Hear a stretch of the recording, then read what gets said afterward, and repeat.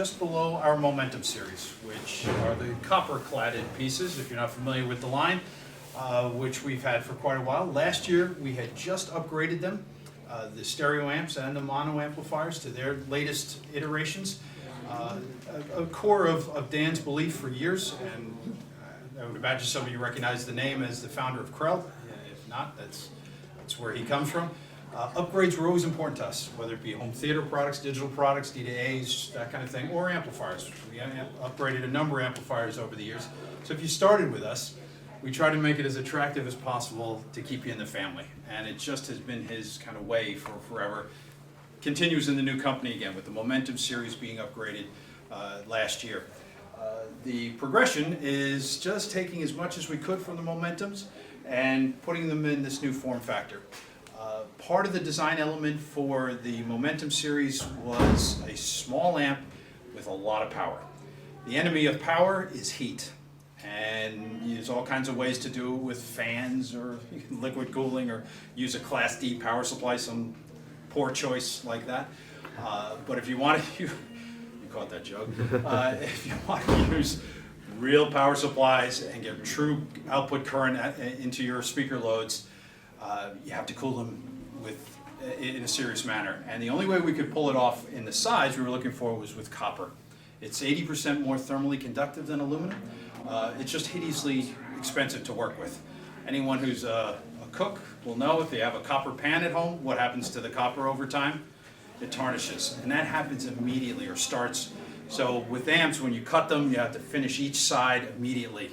Just a tremendously laborious process. Aluminum, when we relax the size restraints or requirements that we had in the Momentum, aluminum allows for a little less expensive process. So stealing the electronics as much as we could from the Momentum, putting in a box that grows, aluminum again not being as efficient, you need more of it to get the same kind of cooling, now gets a bigger box. It is less expensive, but it has the same kind of concepts that we're doing in the Momentum.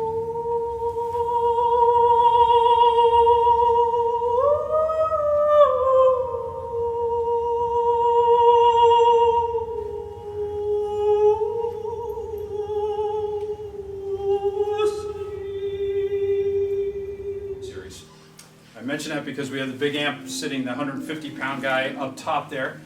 And when I say 150 pounds, unfortunately I'm talking about the weight and not the retail price. Has the same kind of upgrade possibilities in that it, as a stereo amp, can be brought back to Absolute Sounds, our distributor here in the UK, and it can be converted into a mono. So if your system is growing, from Alexia 2s, Wilson, to their Alexes, or whatever the case may be, you can keep taking steps with this. We're showing everything in silver. Silver is the king outside of the US, but black is also available at the same cost. We sell a lot of black components in the US, but overseas it seems that silver is the desired finish. And then the last piece in our progression series is our preamplifier over here, the new progression preamplifier. Same concepts as in the Momentum again, in that it is a two-box piece, power supply in the bottom, audio chassis up top. It has two DC outputs, so we can drive other components down the road, like a phono stage or headphone amp or something along those lines. So we built in some of that cost already by having the power supply ready for those next steps. I have the analog version here, and it starts as analog. There is an optional DAC. So if you don't have a front end, digital front end like the dCS, and weren't ready to go to that level, you can add a nice DAC that we already have. Now, listen to me, baby. I keep it all so low. The whisper is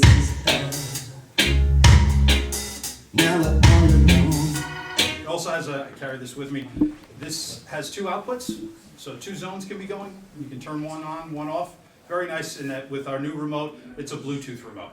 So you don't have to be right at it with infrared, point directly at it. You can control it from virtually anywhere in the house. When we were designing it, we were across the street at the coffee shop controlling the system in the shop. It really is remarkable.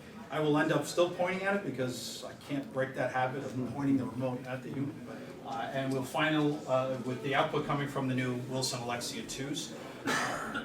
These are the latest version, which premiered here in the UK at the 5 years ago at this show. New tweeter from their top-end speaker. You've seen the Wham Master Chronosonic, the $680,000 pair of speakers that they've unveiled this year.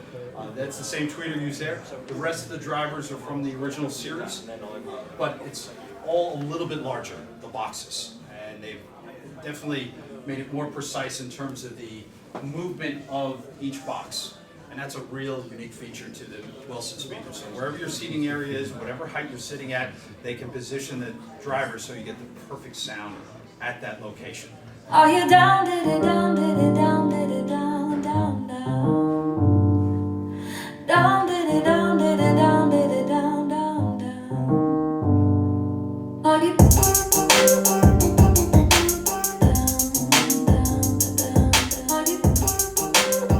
They have a couple of smaller units back there, the Yvettes and the Sashas, not the Sashas, the Sabrinas.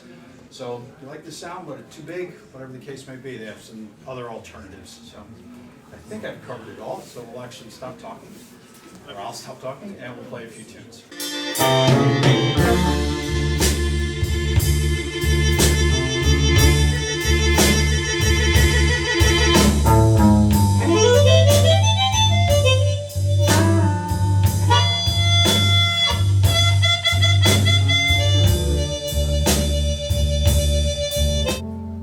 Ain't no use to sit and wonder why, babe. If and you don't know by now. There ain't no use to sit and wonder why, babe.